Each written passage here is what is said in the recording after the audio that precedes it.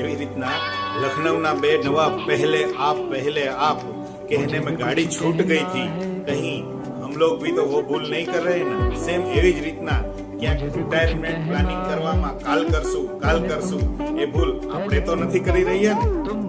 આ વાત એટલા માટે અત્યારે હું તમને કહેવા માંગુ છું કેમ કે હમણાં જ એક રિપોર્ટ આવ્યો છે, HSBC એ આ રિપોર્ટ જાહેર કર્યો છે।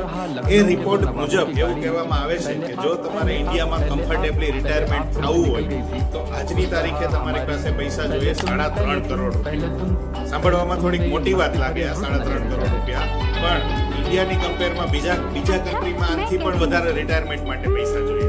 એટલે કે આપણે કમ્પેર કરીએ તો ચાઇનામાં આ પૈસા જોઈએ, આજની તારીખે મારી પાસે ડેટા છે, આજની તારીખે ચાઇનામાં જોઈએ 9 કરોડ રૂપિયા। એવી જ રીતના યુએસએમાં જો તમારે રિટાયરમેન્ટ લેવું હોય તો તમારી પાસે રિટાયરમેન્ટ ફંડ હોવું જોઈએ 13 કરોડ, અને યુકેમાં જો તમારે રિટાયરમેન્ટ લેવું